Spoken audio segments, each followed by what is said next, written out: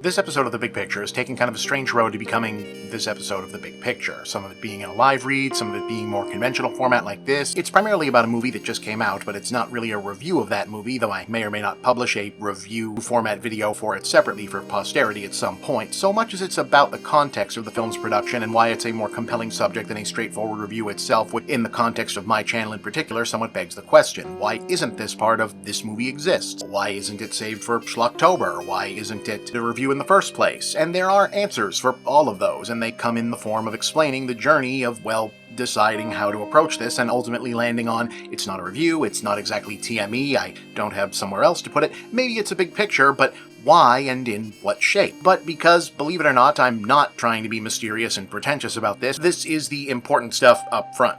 There's a new movie out from Full Moon Features called The Primevals you may or may not have seen advertised around online. That's sort of not exactly a new movie, it's actually a movie that was in production and pre-production at various points over many decades in the past that was only recently able to be fully completed to releasable state and is now being made available to stream online and show at theatrical engagements before bowing on home video later on this fall. It's a science fiction adventure film with a deliberately old-fashioned throwback aesthetic about lizard men, yetis, monsters, explorers, and lots of other nifty cool stuff and an incredible production history I'll expand on elsewhere in this episode. Suffice to say for now, I think it's a really cool retro movie, and if you're a fan of the kind of stuff that often turns up on Schlocktober, movies or weird episodes of The Big Picture, those kind of episodes, you'd really enjoy it, and I think you should check it out. Give this one a look. I really recommend it. That's not a paid endorsement of any kind, not a commercial endorsement. I just think it's a cool movie.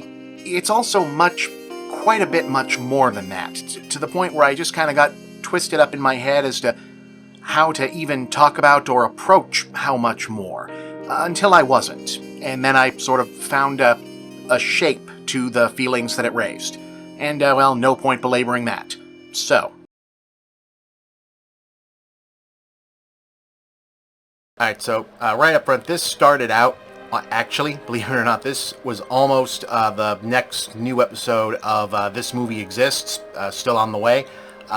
It basically changed because This Movie Exists, as people who've seen the 3 pilot episodes know, very footage heavy, making the movie the star as opposed to anything else. And this is a newer film, which means there's a possibility of content ID claims, that kind of thing. Also, I don't want to take away from this movie being seen. I think that's what is going on with a lot of the reaction movie culture, is that people end up having seen that more than they have seen the films that are being reacted to. Almost then moved on to just reviewing the movie, which is still on the festival circuit. It's almost beside the point. The existence of this movie is more interesting than the fact of reviewing it.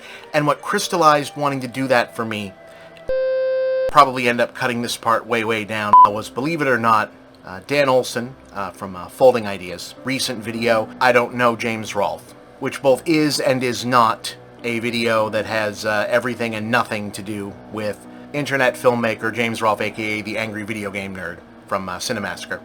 I don't really talk a lot about the creators on other creators genre of video on here, other than when it's a creator who's done something adjacently to other, like, actual newsworthy things. Otherwise, closest I've come is probably the Gimli episode recently.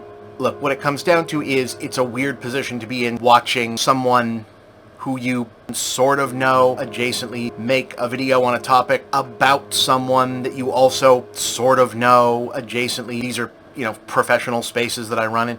It's odd to be expected to have some kind of opinion about it.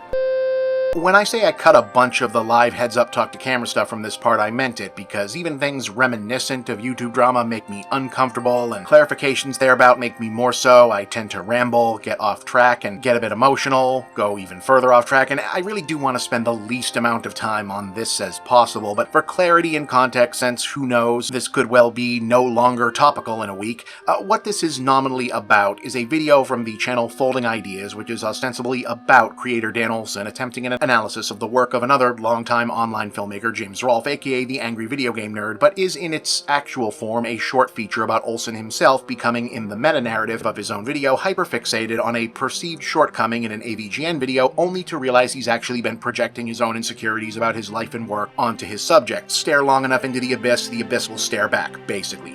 To not belabor the point, I think it's a very well-made, compelling piece with a lot to say about the nature of online video and self-reflection. Dan has always put out extremely high-quality work. I also think there are some legitimate criticisms in the vein of the blurriness between what may or may not be genuine critique of an artist or body of work to explore positive and negative self-criticism, using a real other person as the basis for that on top of the additional blurriness that not all forms of internet celebrity are created equal or remain static. The video is largely about that very subject, but I also don't feel particularly comfortable delving into discourse about the legitimacy of those criticisms, because, to put it bluntly, these are either people I know, or people who know people I know, or colleagues, co-workers of people I know or have known, and anything I might have to offer, which would not be a lot more than, in my experience, these are both very decent dudes, would come with some degree of bias that's both too limited but also too existent to be in any way useful to the discussion. Suffice to say, I think it's a good video. I don't know what anyone it's about thinks of it. I don't have an opinion on what they should think of it. I think it can be fairly criticized itself, and I'm not sure that the opinions that it's mean and unfair to its subject or that it's some kind of takedown video are among those fair criticisms. Full disclosure, have I reached out to people and said, hey, this is what I think about this? Yes. Is that something that I'm going to talk about with people who are not them? No, of course not.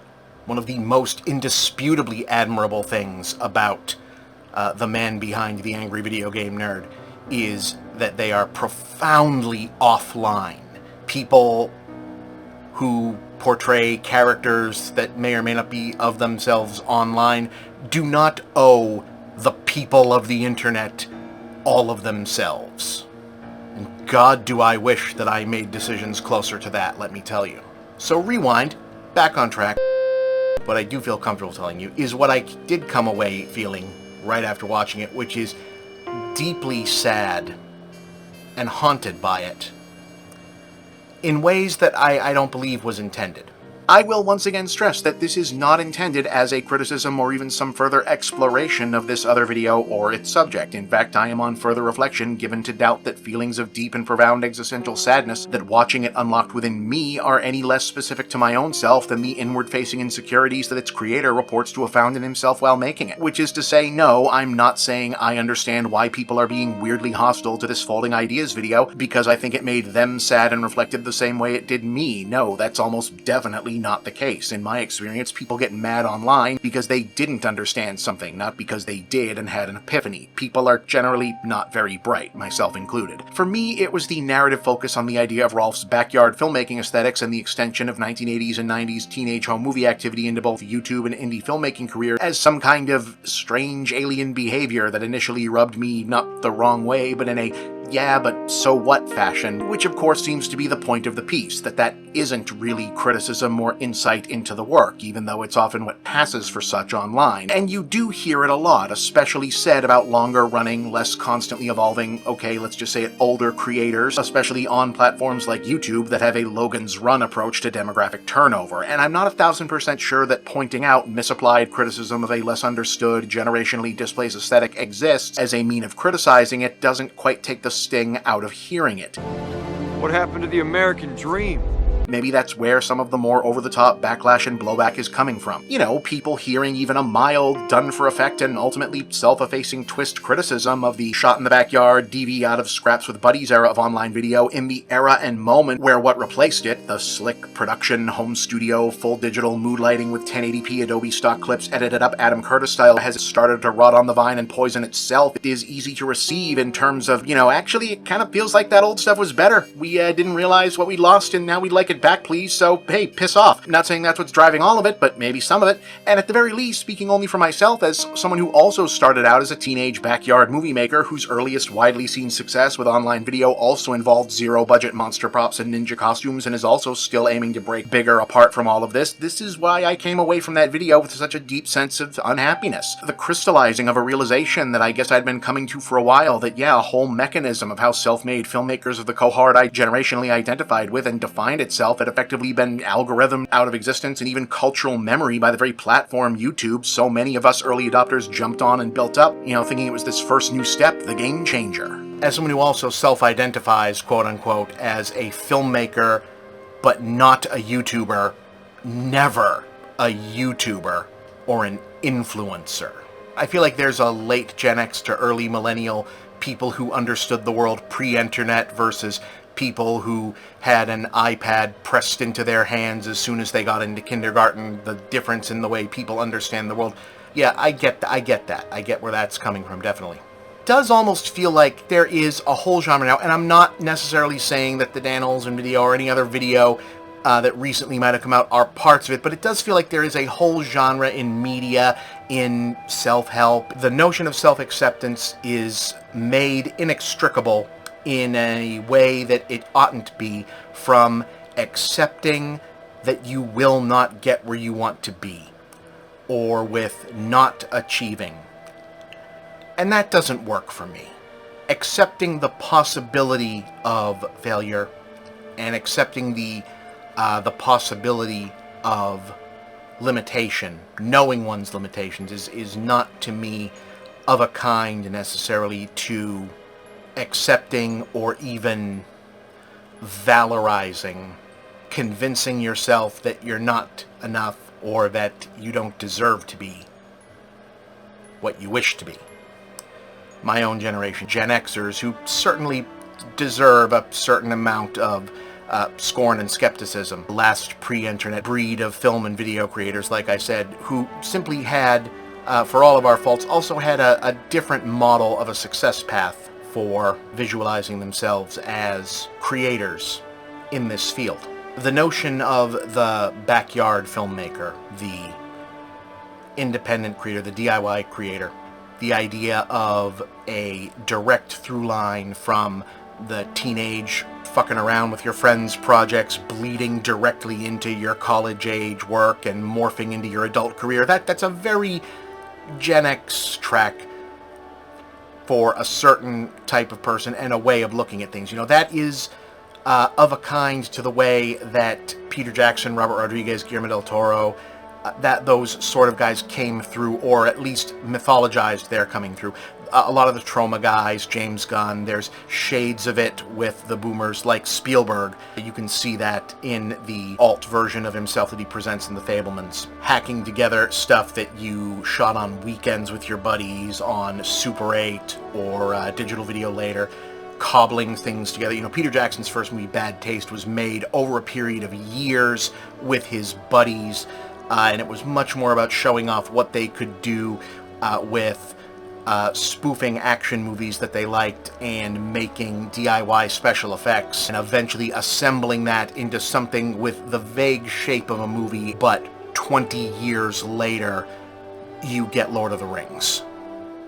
After he's already had a lifetime of a career before that. But the lead-in of DIY, backyard, schlocky stuff that rhymes with your teenage home movies was not something that is unusual. That sounds like a very normal thing to the just a few years pre-existence of YouTube era of filmmakers.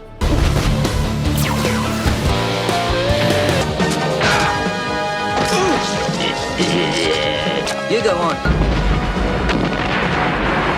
Bankers.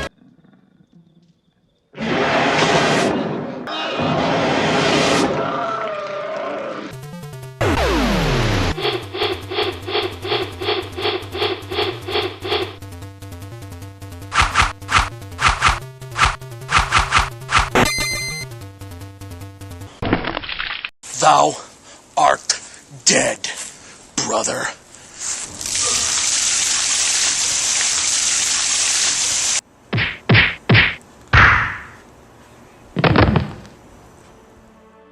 No, I'm not, but what if I did? What, you want to fight me about it? Because now you have a digital revolution that completely upends everything, which isn't even divided by a whole generation, where you go from the DIY backyard thing into Hey, here's a suspiciously overproduced comedy sketch with NPR-level sound quality, starring everyone in my USC or NYU film lab class, and one of our parents is an executive at CAA, so we're instantly on our way up.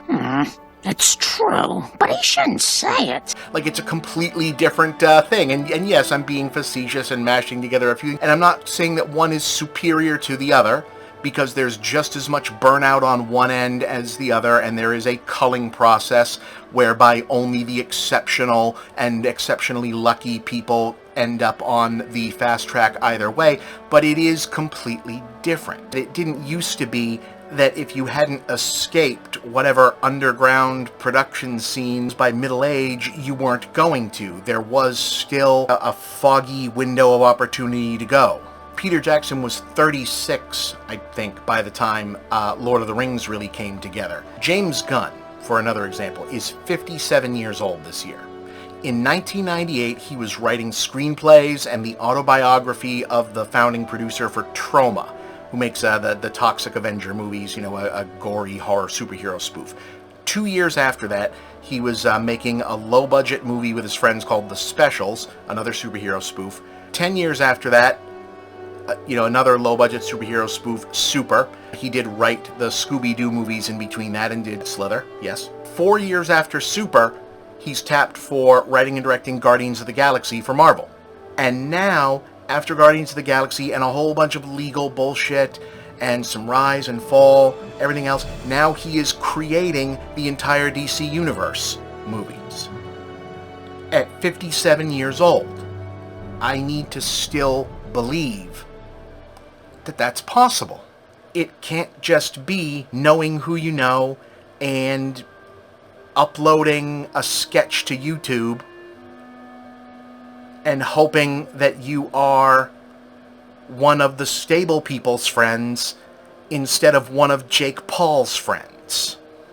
Now, so what the hell does this have to do with The Primevals, which you might have seen advertised around as a movie about a big old Yeti and some lizard guys, and it's being treated like a big deal, and it looks like an old movie? What the hell does all of this vaguely weepy stuff that's sort of connected to some other guy's video that probably got trimmed down because I was rambling on like hell, and now, what does this have to do with this? I came here to find out why there was a big old Yeti and an Epcot globe. What the hell are you talking about, Bob? Where are you going? Why are you rambling? Why are the intros to these always so long and whiny and introspective now? What the fuck is the Primevals and what does that have to do with this? Okay, it's about David Allen.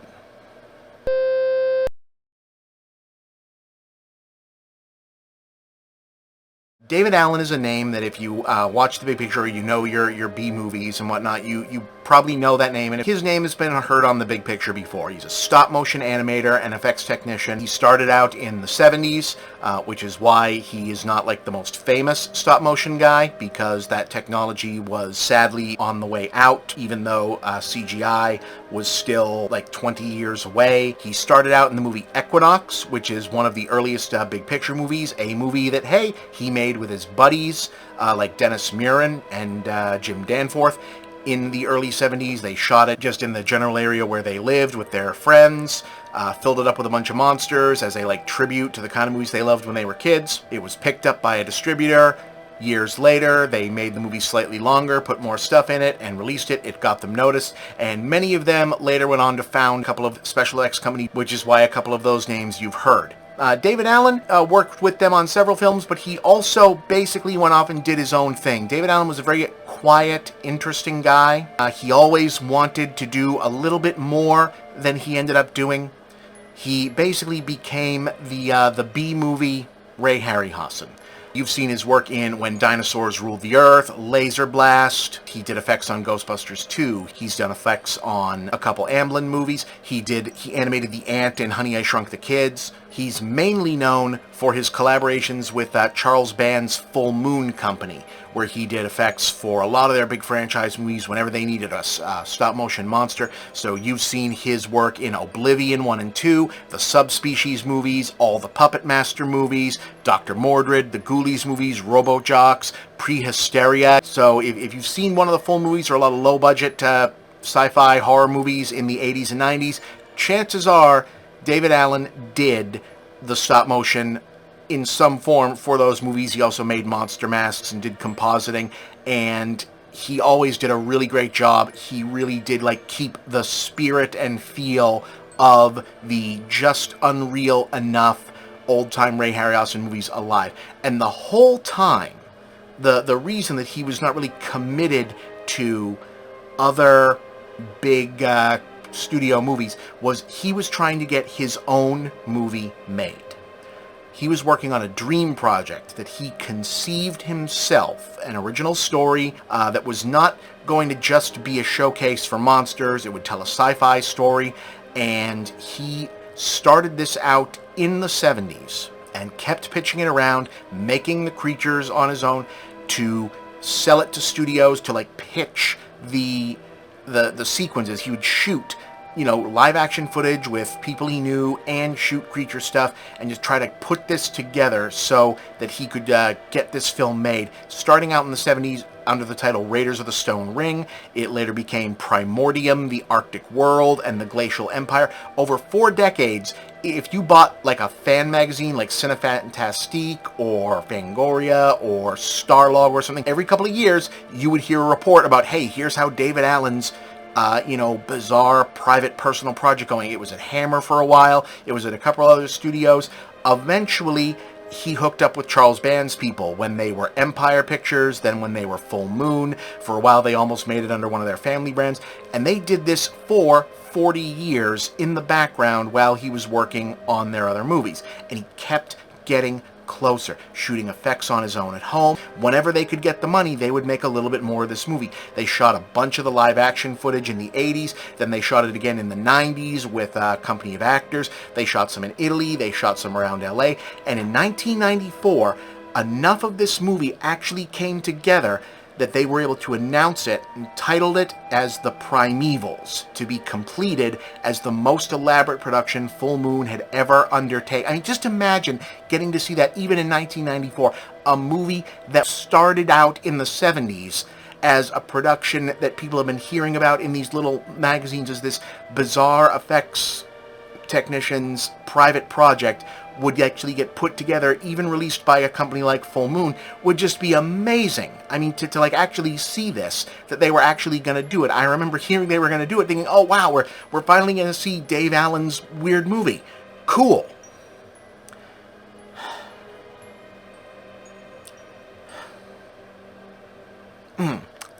Dave Allen died in 1999. He had cancer. He was 54.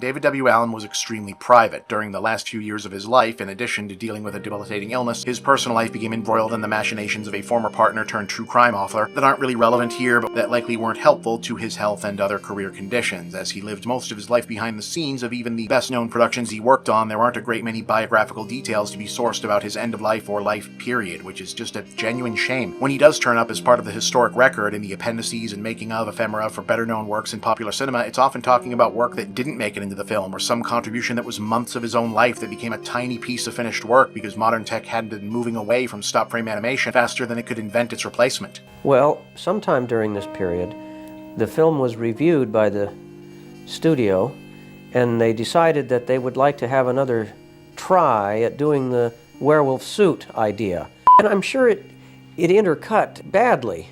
If you cut the scene that I did of the werewolves reacting inside the barn to the fire as it starts up, and then later on to when the inferno is kind of overcoming them. As an afterthought, I had done a scene, it wasn't even on the budget, of a plate that I made when they were shooting at Griffith Park one night. The werewolves standing in front of this, the only thing that survives of the work that I did in the picture. And it's used in a kind of a montage. It's kind of like the center element of a 3-element dissolve. I don't think it ever completely comes into full exposure. It's just a fragment of the 3 werewolves, sort of one of them baying up at the moon, presumably, at the very end of the picture. So they got some use out of the puppets that were made, but of course the bigger scenes that I worked hard on weren't in the picture. The Criterion Collection release of Equinox featured a lot of very heartfelt words from his surviving colleagues, along with his rarely seen short children's feature, The Magic Treasure. While Full Moon and Charles Band have consistently made it a point to highlight their longtime collaborations, there was a featurette specifically about Alan called Wizard of Wars on one of the recent Robot Wars releases, and a feature documentary about the long road to the final film called Lost to Time, unearthing the Primevals about the making of the film and its maker that's being included in their box set for the Blu-ray. Alan would leave everything having to do with the Primevals to his colleague Chris Endicott. The home studio space, the models, the sets, the production itself would remain active at Full Moon under Charles Band and his associates. For 25 years, again on and off, Endicott, Charles Band's people, and the others have been using Alan's notes and the surviving live-action footage and the original stop-motion animation models to finish the movie. And over the last few years, after a crowdfunding campaign and a major push from the still extant Full Moon and active video-on-demand deals, they did it. They fucking did it. You can watch this now.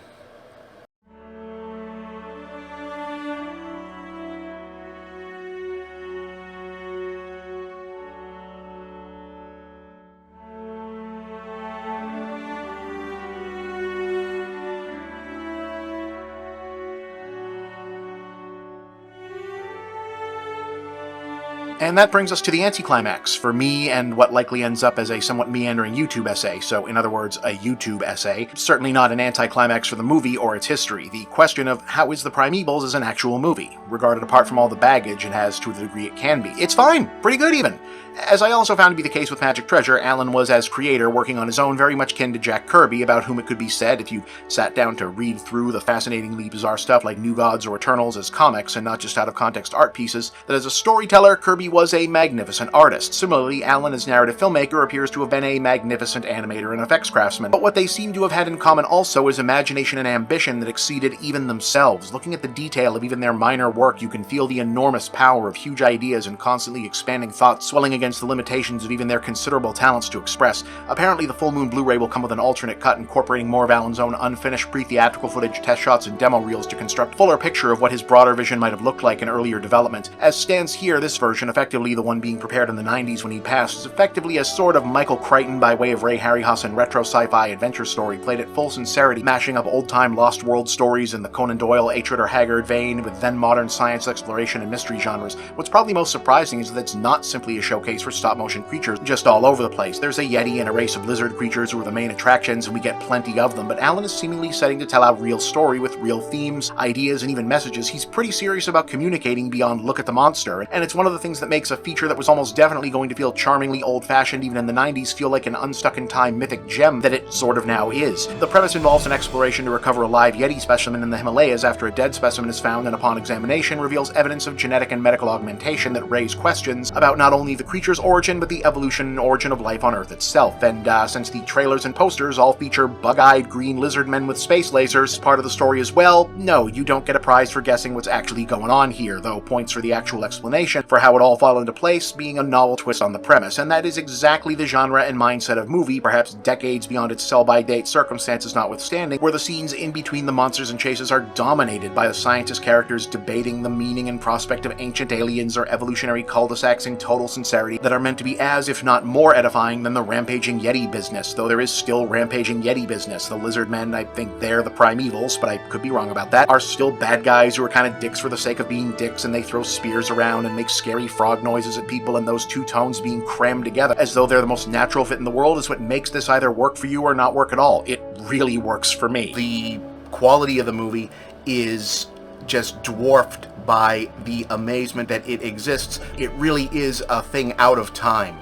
The old school special effects, and they are decidedly old school, even in the time that it was supposed to be originally released 20 years ago. This was designed to be retro, so now it's retro within retro within retro. Essentially, is it like a perfect movie, an imperfect movie? If you just came upon this without the story behind it, would it be interesting? I think that I would just love this as an old-fashioned movie in the vein of like a land that time forgot sort of story. I have no idea if that is how it was intended. A lot of the quotes from David Allen towards the end of the original production of this in the 90s. He spoke about how he was trying to avoid an Edgar Rice Burroughs sort of vibe with it and hit more of a modern sci-fi vibe. It feels very much like the opposite of that is what came about. It is impossible to say if the version that the interpretation of his notes and edits and completion of his work by his friends and loved ones after his passing exactly match what he was attempting to do with it. It feels very much of a kind with what he was going for. The fact of it is astonishing that this exists at all, because this was in production for 40 years.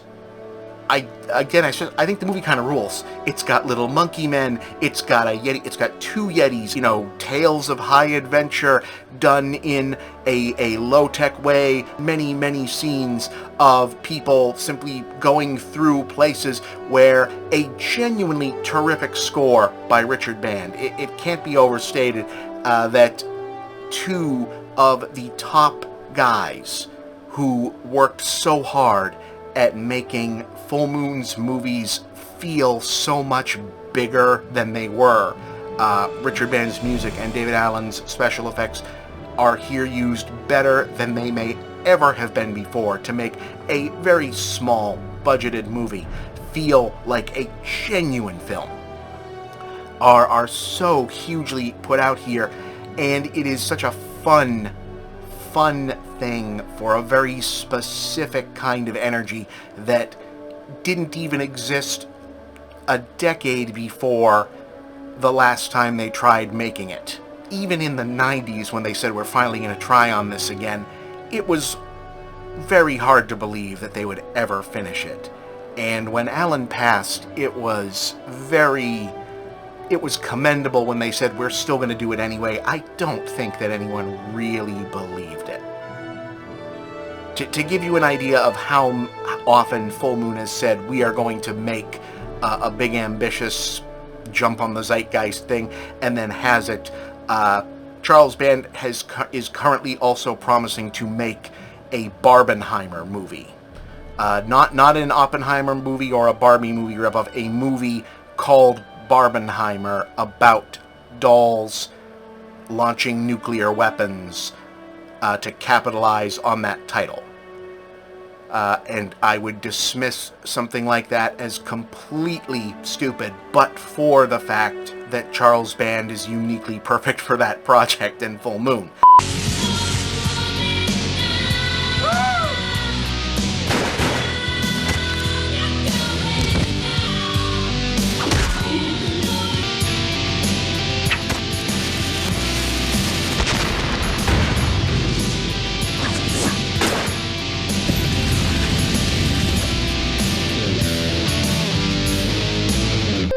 But the fact that they actually pulled through and did this, 40 years,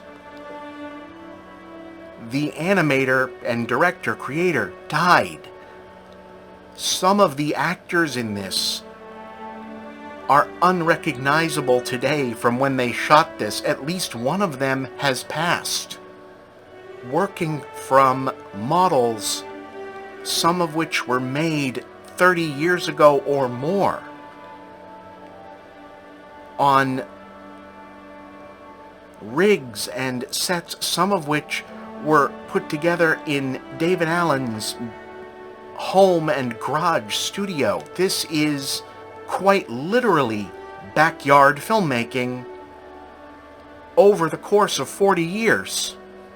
And it's a passion project, not about unlocking the philosophy of whatever, or exposing the audience to some issue of the time at any time that it was being made. It's about how cool the little lizard men are and how awesome the Yeti is, and the ultimate message of it is a very big picture, heady science fiction idea about emotions and the human spirit, right out of old-time Star Trek or Rod Serling, and it just rules in that regard. There's rock climbing and gunfighting and an arena battle because the bad guys throw the good guys into an arena to fight monsters for reasons that are unclear, and reveals with holograms and alien PowerPoint presentations and swelling music while people talk about archaeological discoveries and raft rides, strange creatures in huts, and scientists looking at monster bodies and discerning things, and traps and tubes and alien bubble domes, and just all of this cool, pulpy, ridiculous stuff. And it's just so cool. Yes, it's exactly the sort of thing that would be on like Riff Tracks or Mystery Science Theater. It would absolutely end up there, have a good home. It will probably end up on one of them at some point, but it would be a great episode of that, and it would be one of the ones that you'd end up watching on its own if you'd never heard of it and saying that was good. That was actually a good one of those. Which is why I say reviewing it is beside the point, because the fact of it as an art object is so much more interesting and incredible and worth seeing and worth preserving and worth talking about than anything about the caliber of it. It is just so cool that this exists. You know, Dave Allen started out making this basically in his spare time while working on other things in his backyard, in his garage, around his home studio, in DIY, effectively looking to, it would seem, recapture and complete the arc of that same adolescent in the literal, positive way, movie making and creation for its own sake, backyard filmmaking energy that started out in Equinox, and he believed in it so much that it outlived him. He won. This movie beat time. It beat death.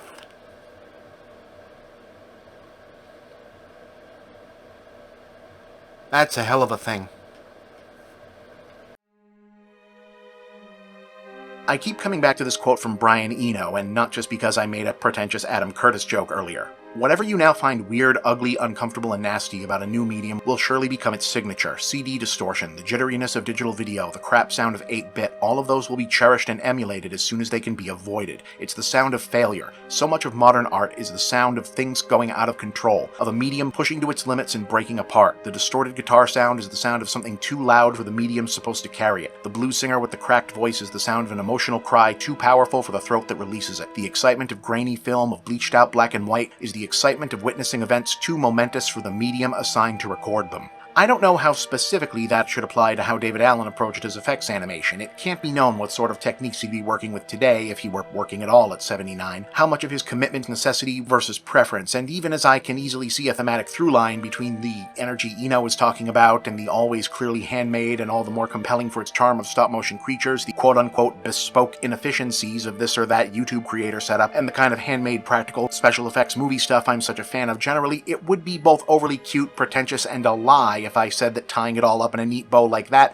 is what coming to the subject this way ultimately was about for me. I stress again that seeing a video and some video discourse and going, oh, that's what these feelings are, giving this jumble of thoughts about the Primevals a hopefully coherent shape and texture is literally the last piece that fell into place here for me. What's delightful about the Primevals as a singular movie in itself is that it's lovingly crafted as a small specific object. It doesn't become overwhelmed by trying to live up to the impossible legacy of being its own creator's career summation project or a posthumous monument to be erected by his friends and loved ones in his absence. The work speaks for that. The movie is the, oh yeah, the one with the lizard guys and the Yeti, I remember that, it was pretty cool, kind of eternal fixture of video shelves and cable reruns when those existed that it was perhaps ever destined to be. But it does, or did, feel hard to get around the contradiction that it means so much more than that when it's an actual miracle that it exists at all, just like it was a miracle that fanzine-gorging home movie makers like Sam Raimi or Peter Jackson got called up to do Lord of the Rings and Spider-Man, just like it was a miracle that any of the original wave, pre-Google cash spigot, pre-platform really, backyard filmmaker YouTubers ever got seen by anyone at all, let alone seen widely enough to become any kind of name for themselves, just like it feels like more and more it'll take a miracle for that kind of space to be seen or grow up or level up to exist anymore ever. Everywhere you look, it's like more ladders are being pulled up and more gates firmly kept than ever, just as the worst possible examples of the last people just one number ahead in line shoved their way up, with less and less vectors for those who deserved it, who earned it, to even get a chance at making it to where they're supposed to be.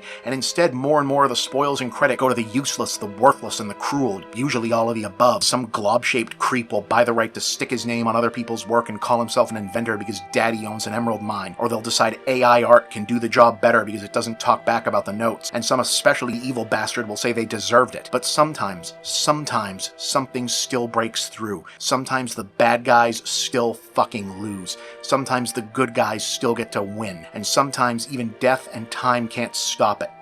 And this feels like one of those.